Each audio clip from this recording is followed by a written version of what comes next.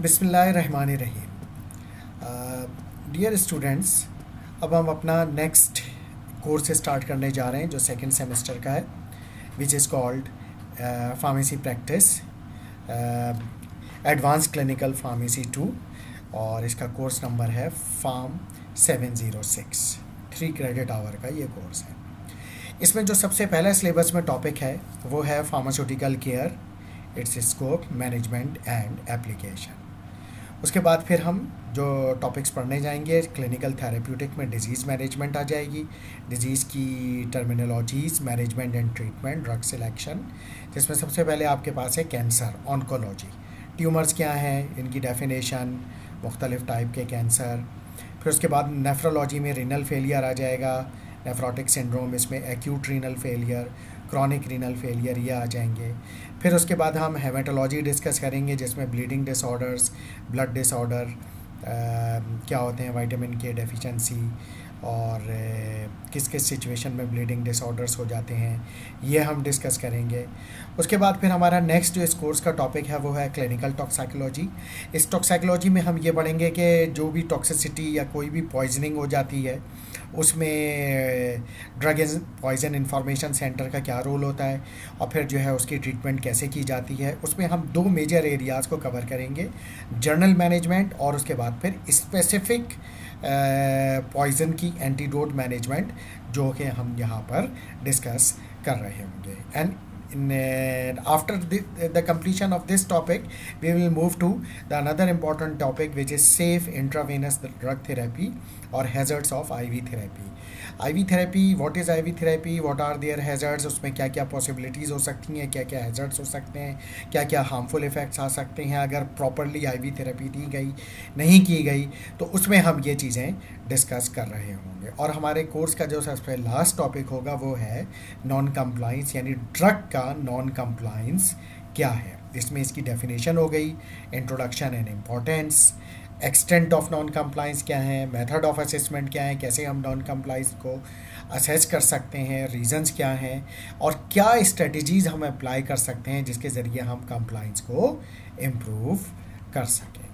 तो ये हमारा जो होगा वो टोटल सिलेबस होगा जिसको हम डिस्कस कर रहे होंगे।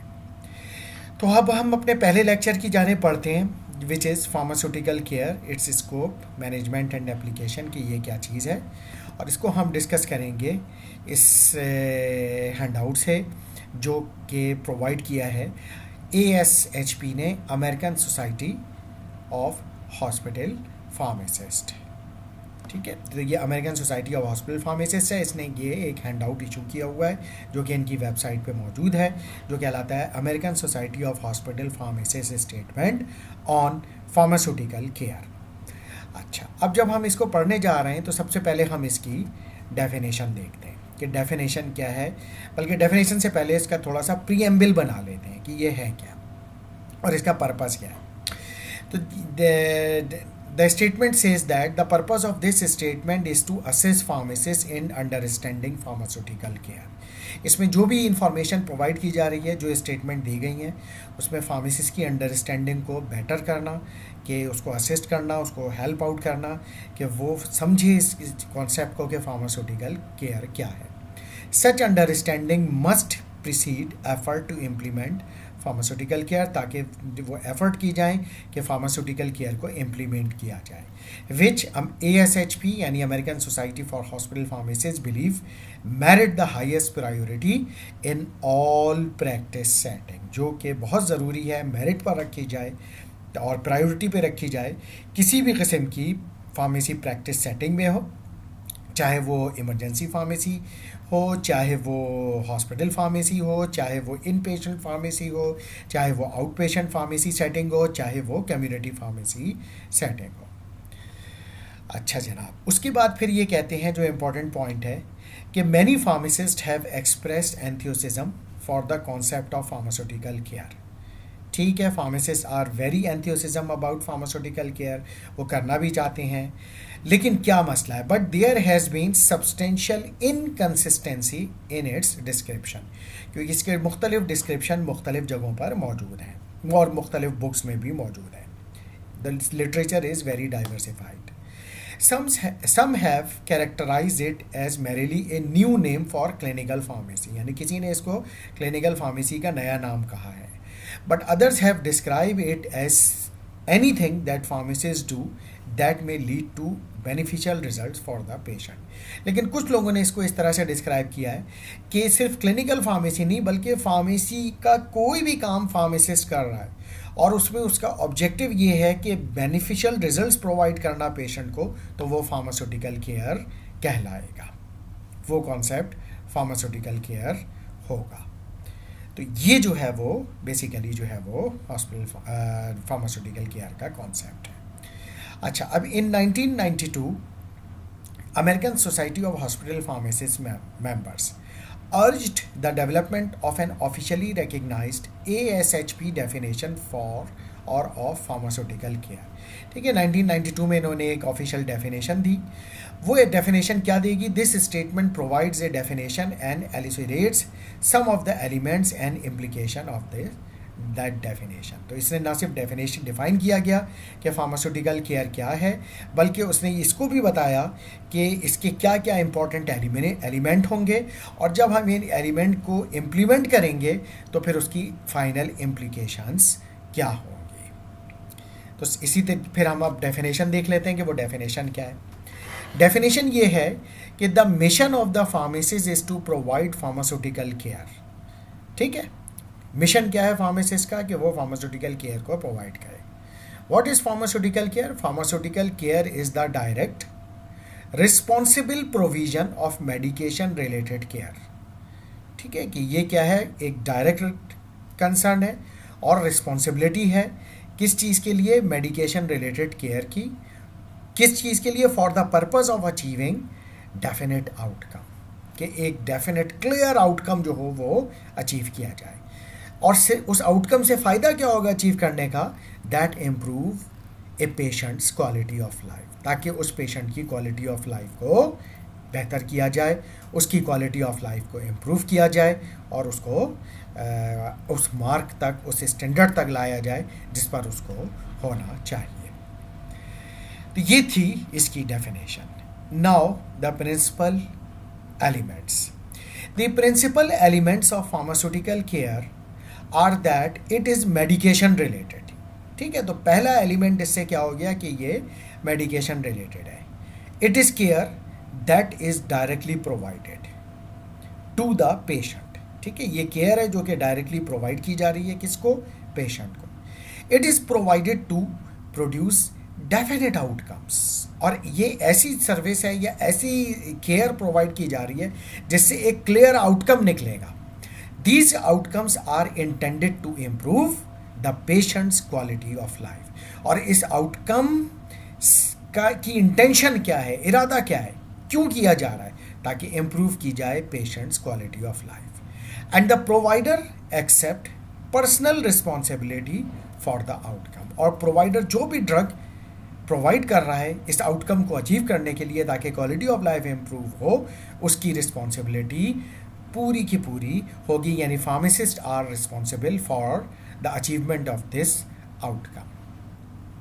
Now what is medication related? इस स्टेटमेंट में मेडिकेशन रिलेटेड क्या है?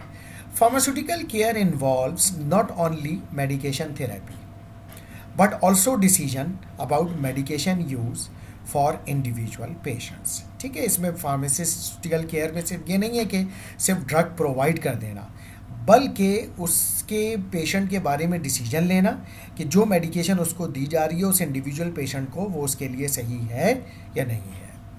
As appropriate this include decision not to use medication therapy as well as judgement about the medication selection. ठीक है, कि यानी जो डिसीजन लिया जा रहा है कि क्या मेडिकेशन की वहाँ ज़रूरत है भी या नहीं है. हो सकता है वो ऐसी डिजीज़ हो जो कि सेल्फ लिमिटिंग हो और सेल्फ कंट्रोलिंग हो, तो फिर तो उसको ये ड्रग की ज़रूरत ही नहीं है. तो फिर अगर उसको ड्रग दी जा रही है तो क्यों दी जा रही है? तो ये रिस्पॉन्सिबिलिटी फार्मासिस्ट की है कि वो इसको चेक करे.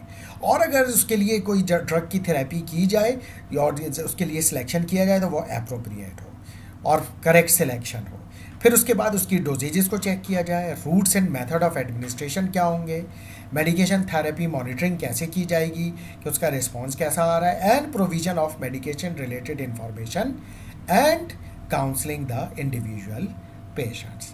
तो ना सिर्फ ये कि डोज अप्रोप्रिएट हो, किस रूट से दी जाएगी, क्या मेथड ऑफ एडमिनिस्ट्रेशन होना चाहिए, मेडिकेशन थेरेपी की मॉनिटरिंग कैसे करेंगे कि खुदा ना खास्ता कोई एडवर्स इफेक्ट तो नहीं आ रहा, और उसके ड्रग के हवाले से क्या इंफॉर्मेशन और काउंसलिंग पेशेंट की ज़रूरी है, वो भी मेडिकेशन रिलेटेड कंसर्न में आ जाएगा, जो कि केयर का पार्ट है। यानी आप केयर कर रहे हैं पेशेंट की, पेशेंट को बता रहे हैं कि भाई ये ड्रग काउंसिल कर रहे हैं कि ये ड्रग आपने खाने से पहले लेनी है ताकि ड्रग का इफेक्ट पूरा आए, क्योंकि खाने के साथ अगर लेंगे सपोज दैट तो ड्रग का वो इफेक्ट नहीं आएगा। तो ये काउंसलिंग करना भी आपकी जिम्मेदारी है as a pharmacist.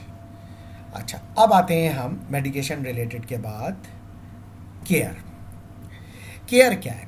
Central to the concept of the care is caring a personal concern for well being of another person. यानी केयरिंग या केयर की डेफिनेशन क्या है कि एक पर्सनल कंसर्न हो किसी के लिए भी, क्या कंसर्न हो, उसकी वेल बीइंग, कि वो दूसरा जो अनदर पर्सन है उसकी वेल बीइंग यानी उसकी बेहतरी, उसके आप वेल विशर हैं, उसके की वेल बीइंग का आप सोच रहे हैं कि वो उसके लिए जो भी केयर कर रहे हैं आप उसके बेहतरी के लिए उस इन द गुड फेथ आप कर रहे हैं।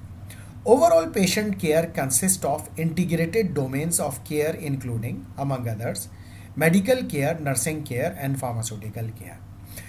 तो जो पेशेंट केयर है वो सिर्फ फार्मास्यूटिकल केयर नहीं है, बल्कि उसमें मेडिकल केयर, नर्सिंग केयर भी आ जाती है, और ये सारी केयर एक साथ चल रही होती हैं। Health professionals in each of these disciplines possess unique expertise and must cooperate in the patients overall care.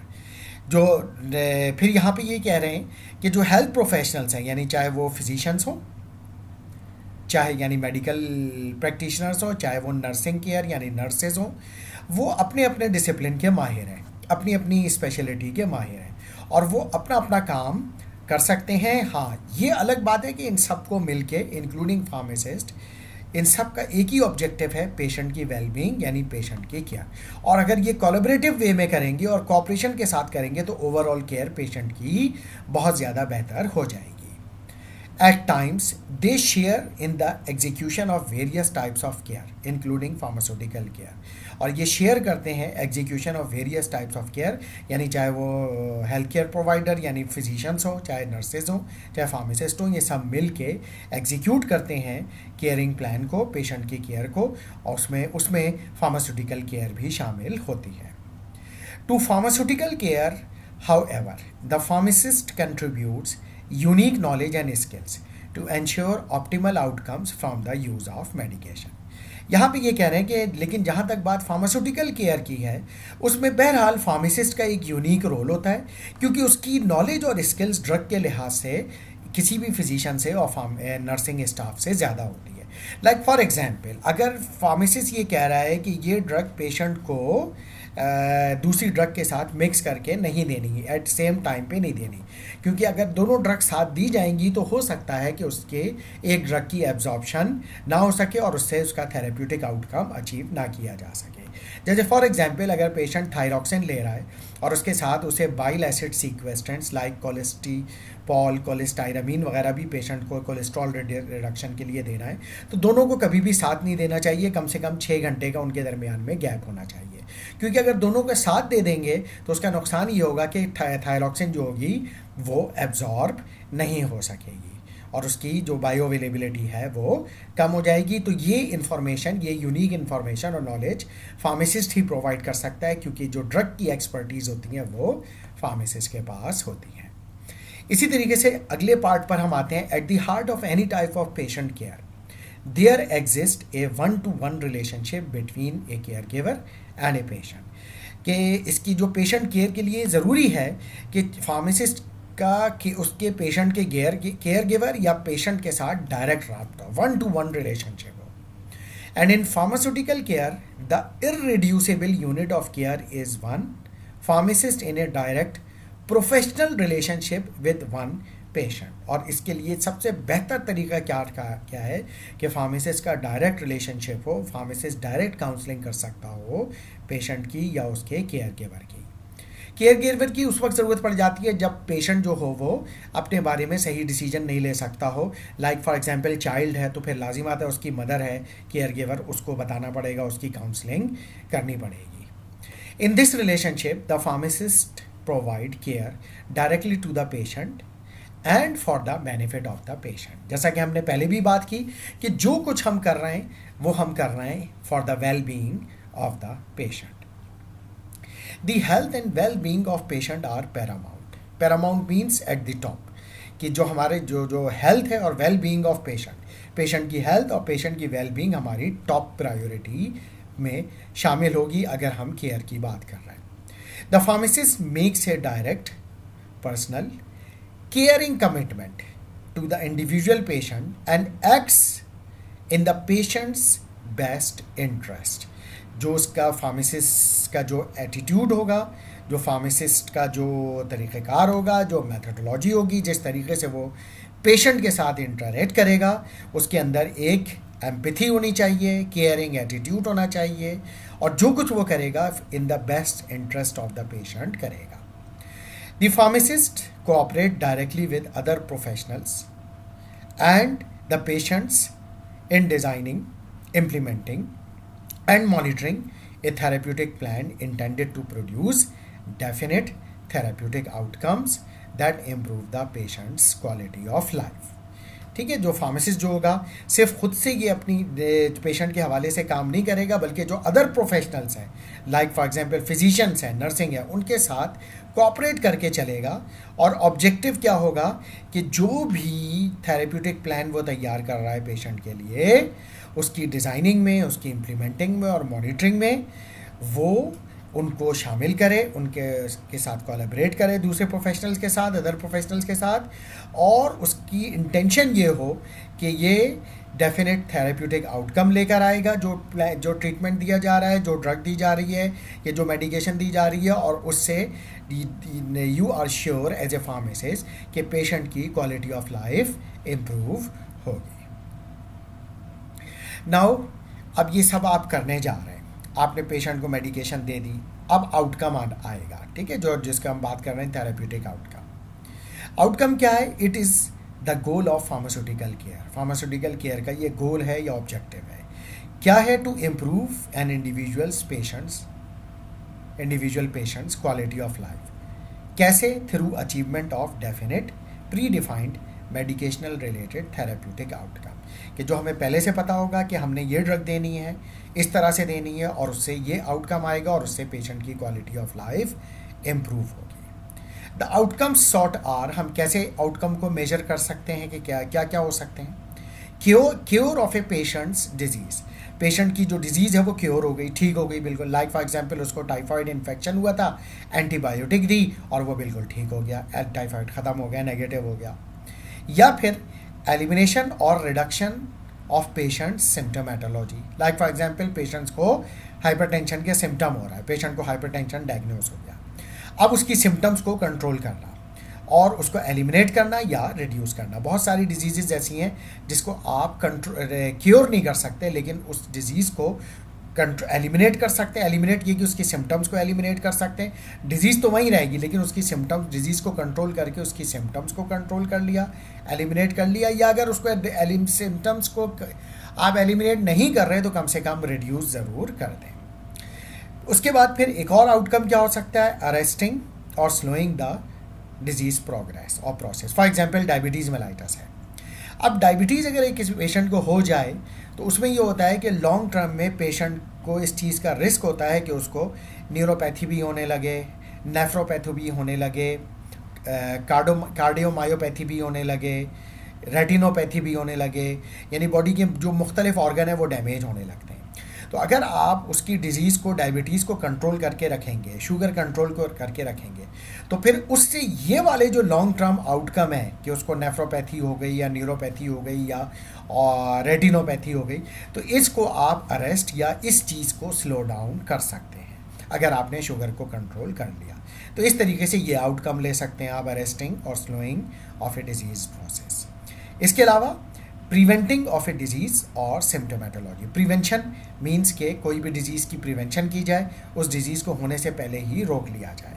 For example vaccination के ज़रिए आप वैक्सीन लगा देते हैं कि ये डिज़ीज़ ना हो, उससे पहले ही यानी वैक्सीन के ज़रिए उस पेशेंट की एंटीबॉडीज़ को डेवलप कर लेते हैं। तो ये जो है आपके आउटकम्स, मेजर आउटकम्स हो सकते हैं। इसके अलावा भी हो सकते हैं, लेकिन यहाँ पर जितने अभी फ़िलहाल हम डिस्कस कर सकते थे वो हमने शामिल कर लिए हैं। अच्छा, इससे होगा क्या? This in turn involves 3 major function. अब इससे क्या हमें पता चल रहा है कि आउटकम या आउटकम जो हमें चाहिए, इससे हमें पता चल रहा है कि 3 फंक्शंस हैं।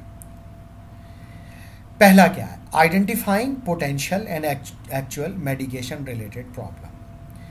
ठीक है कि एक कोई भी मेडिकेशन अगर हम देने को जा रहे हैं तो उससे एक्चुअल प्रॉब्लम क्या हो सकती है या पोटेंशियल प्रॉब्लम क्या आ सकती है।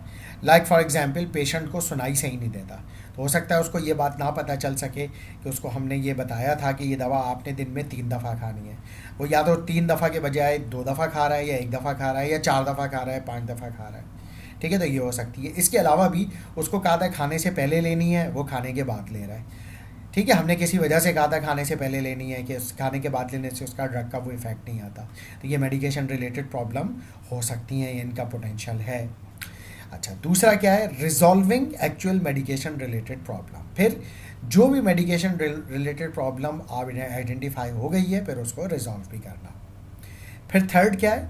Preventing potential medication related problem. और जो जिन का पोटेंशियल है कि वो हो सकती हैं कि मेडिकेशन लेने के बाद वो प्रॉब्लम हो सकती है, कि जैसे हमने पेशेंट को बता दिया आपने इंसुलिन ली तो आपको हाइपोग्लाइसीमिया हो सकता है, तो थोड़ा सा ख्याल रखिएगा, आप कहीं बाहर ना निकलिएगा कि कहीं ऐसा ना हो कि कहीं रास्ते में गिर पड़ें और फिर जो है वो आप इंसुलिन शॉक की वजह से आपकी डेथ हो जाए। तो थोड़ा सा आपने ख्याल रखना है। इंसुलिन लेने के बाद आपने इतना थोड़ा सा अपना जो है वो अपने आप को मॉनिटर करना है, कहीं आप हाइपोग्लाइसीमिया में ना चले जाएं, क्योंकि इस चीज़ का पोटेंशियल होता है कि कुछ लोग जो होते हैं, हर एक नहीं, कुछ लोग जो होते हैं वो इंसुलिन लेने के बाद इस चीज़ का पोटेंशियल है, रिस्क है कि उनको हाइपोग्लाइसीमिया हो जाए। तो इसलिए उसको प्रिवेंट कैसे करना है वो फिर आपने पेशेंट की काउंसलिंग करनी होगी। A medication related problem is an event or circumstances involving medication therapy that actually or potentially interfere with an optimum outcome for a specific patient। वो ये कह रहे हैं कि मेडिकेशन रिलेटेड प्रॉब्लम क्या है कि कोई भी वो प्रॉब्लम ये है कि कोई भी ऐसा इवेंट या कोई ऐसे सर्कमस्टेंसेज आ जाएं ड्रग से रिलेटेड, थेरेपी से रिलेटेड, जिसकी वजह से ड्रग का वो जो ऑप्टिमम आउटकम है वो नहीं मिल सके। There are at least the following categories of medication related problems. यहाँ पर कुछ प्रॉब्लम्स को डिस्कस किया जा रहा है कि जो मेडिकेशन रिलेटेड थेरेपी यानी मेडिकेशन से हो सकते हैं। पहली चीज़, untreated indications. The patient has a medical problem that require medication therapy but is not receiving a medication for that indication. Means के पेशेंट को जो मेडिकल प्रॉब्लम थी और उसको जो मेडिकेशन प्रोवाइड करनी चाहिए थी, यानी जिस इंडिकेशन के साथ जिस ड्रग को प्रिस्क्राइब करनी चाहिए थी, वो ड्रग उसको नहीं प्रिस्क्राइब की गई। जो ड्रग उसको प्रिस्क्राइब की गई है उसकी वो इंडिकेशन नहीं है जो पेशेंट को मेडिकल प्रॉब्लम है। ठीक है, यानी रॉन्ग इंडिकेशन के साथ। दूसरा क्या है? Improper drug selection. The patient has A medication indication but is taking the wrong medication. ठीक है, कि पेशेंट को हैज़ ए मेडिकेशन इंडिकेशन लेकिन वो रॉन्ग मेडिकेशन ले रहा है, यानी इसमें पेशेंट को के पास जो ड्रग आई है वो गलत आ गई है, बाई चांस गलती से उसने वो गलत ड्रग परचेज कर लिया। Sub therapeutic dosages. The patient has a medical problem that is being treated with too little of the correct medication. ठीक है, पेशेंट को जो प्रॉब्लम है जो ट्रीट की जा सकती है with too little of the correct medication, सही मेडिकेशन की करेक्ट डोज से यानी कम डोज से उसको ठीक किया जा सकता है। तो this is the therapeutic dose. फिर क्या नेक्स्ट क्या है? Failure to receive medication.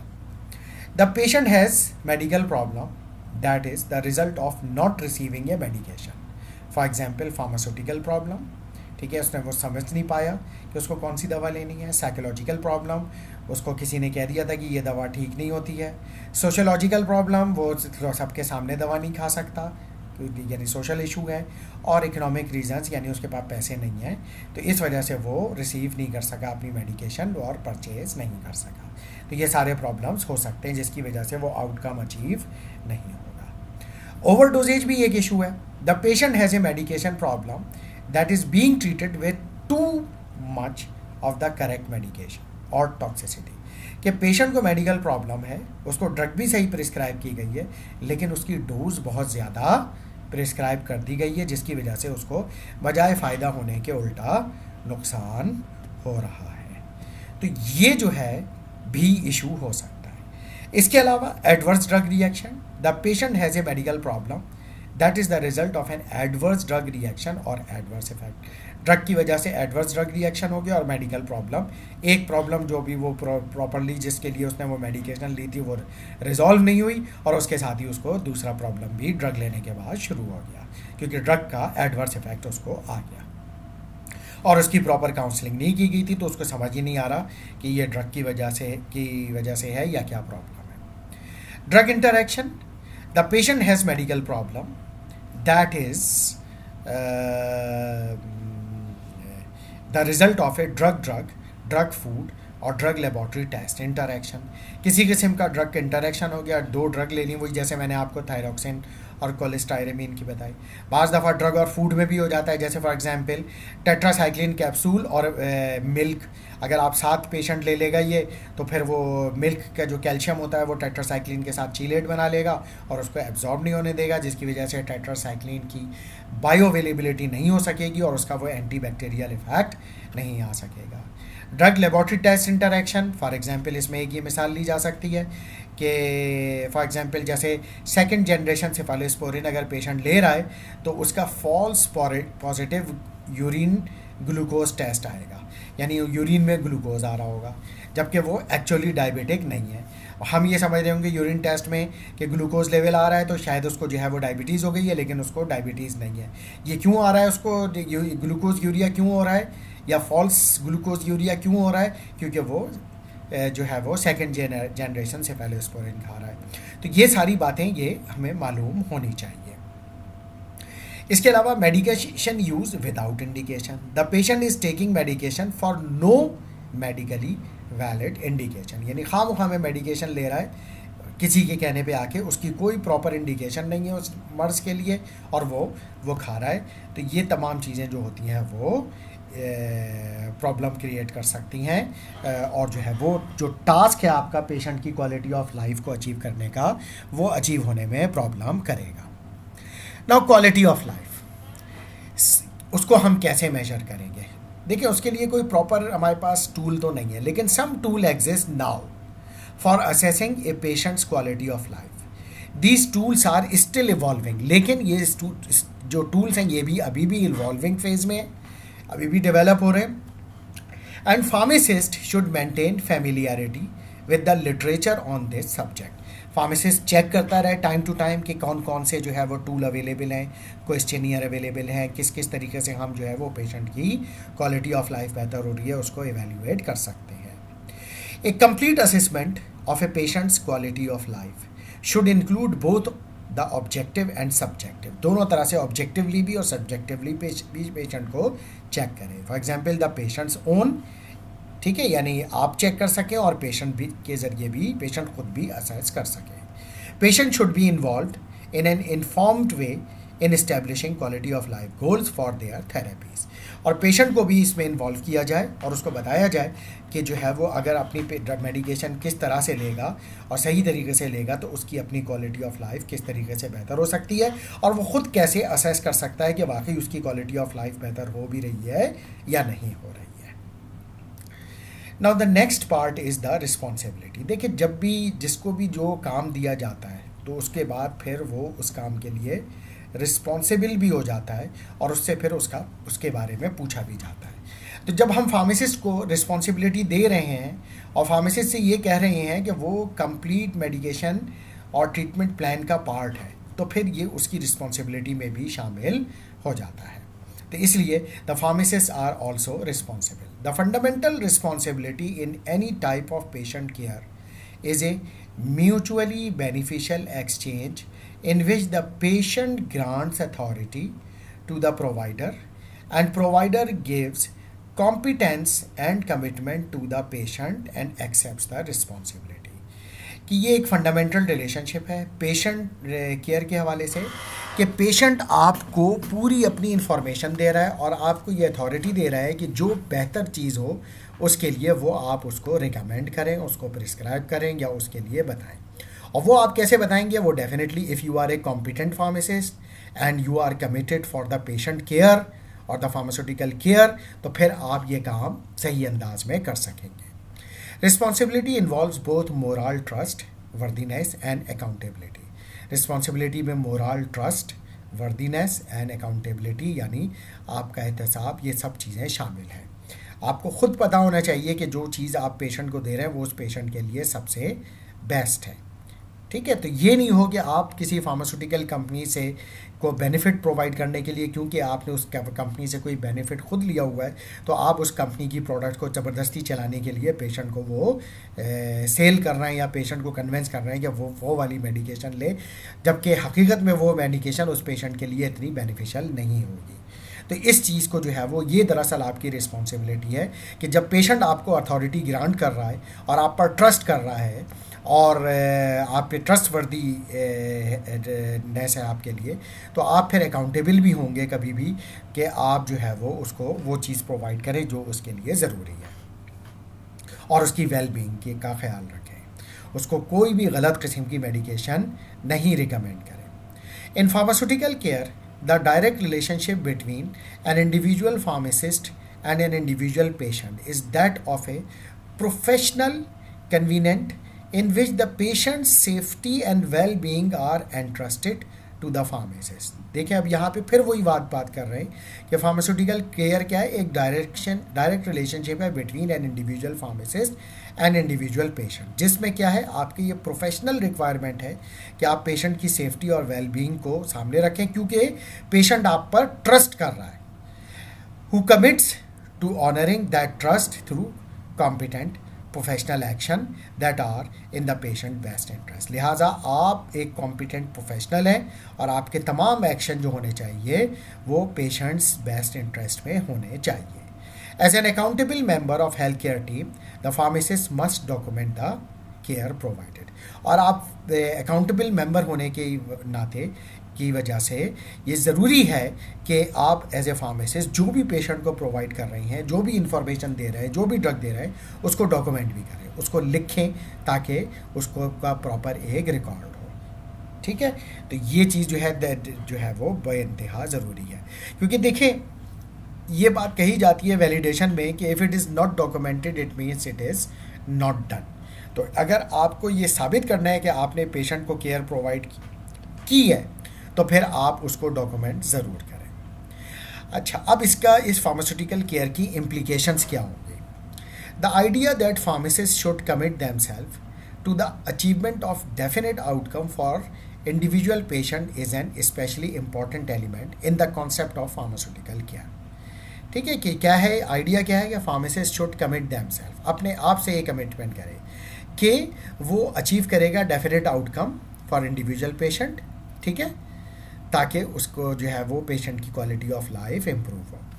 The expectation that pharmacist personally accept responsibility for the individual patients outcome that results from the pharmacist actions represents a significant advance in pharmacies continuing professionalization. और expectation भी pharmacist से ये की जाती है pharmaceutical care के concept के साथ कि फार्मासिस्ट उस प्रोफेशनल वे में काम करेगा और कंटिन्यूसली उस प्रोफेशनलाइजेशन का ख्याल रखेगा और पूरी रिस्पॉन्सिबिलिटी के साथ पेशेंट की केयर करेगा और उस आउटकम को अचीव करने की कोशिश करेगा पेशेंट के लिए जिसकी ज़रूरत है। The provision of pharmaceutical care represents a maturation of pharmacy as a clinical profession. ये यानी जो फार्मास्यूटिकल केयर है वो ये रिप्रेजेंट कर रहा है कि फार्मेसी का प्रोफेशन अब बहुत मैच्योर हो चुका है और ये क्लिनिकल प्रोफेशन की मैच्योरिटी की तरफ जा रहा है। and is a natural evaluation of more mature clinical pharmacy activities of pharmacist. और ये एक डेवलपमेंट है कंटिन्यूस, किस चीज़ के लिए? एक मैच्योर क्लिनिकल फार्मेसी एक्टिविटीज़ के लिए। तो ये इसकी इम्प्लीकेशंस हैं। उसके बाद फिर एक और जो इम्पोर्टेंट पॉइंट है यहाँ पर वो है pharmacist should commit themselves to continuous care on behalf of individual patients. ठीक है, तो ये एक कंटिन्यूस प्रोसेस है, पेशेंट की केयर मुसलसल करनी है। They bear responsibility for ensuring that the patient care is ongoing despite work shift changes, weekend and holidays।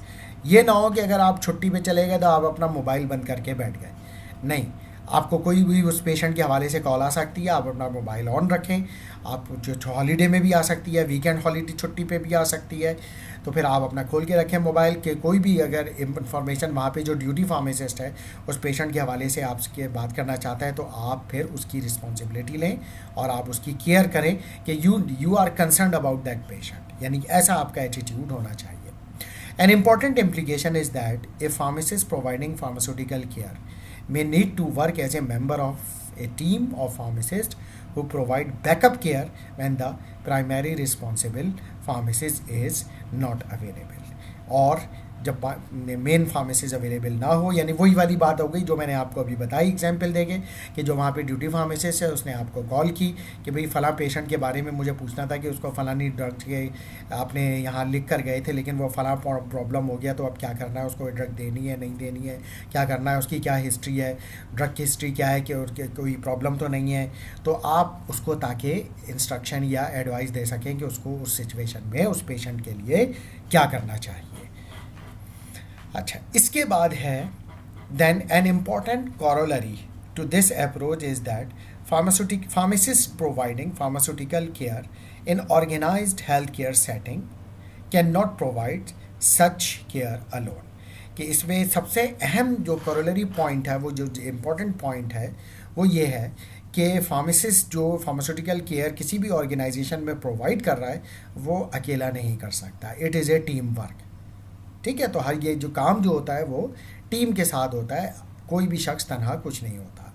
They must work in an interdependent fashion with colleagues in pharmacy and other disciplines. वो अपने जो pharmacy के colleagues हैं उनके साथ भी मिलकर काम करें, टीम वर्क के साथ काम करें, और अदर डिसिप्लिन भी, अदर डिसिप्लिन में जैसे फॉर एग्जांपल फिजिशियंस हो गए, नर्सेज हो गई, सपोर्टिंग सिस्टम हो गए, और स्टाफ हो गया, मैनेजर्स हो गया। तो इन तमाम के साथ मिलकर आपने ये काम करना है, तब ये आप अपना टारगेट अचीव कर सकते होंगे। तो इसके साथ ही हमने इस हैंड आउट को कंप्लीट कर लिया। ठीक है, और फार्मास्यूटिकल केयर का टॉपिक हमने कंप्लीट कर लिया। ये हमारा फर्स्ट लेक्चर था about pharmaceutical care for the course number of Farm 706. Thank you very much.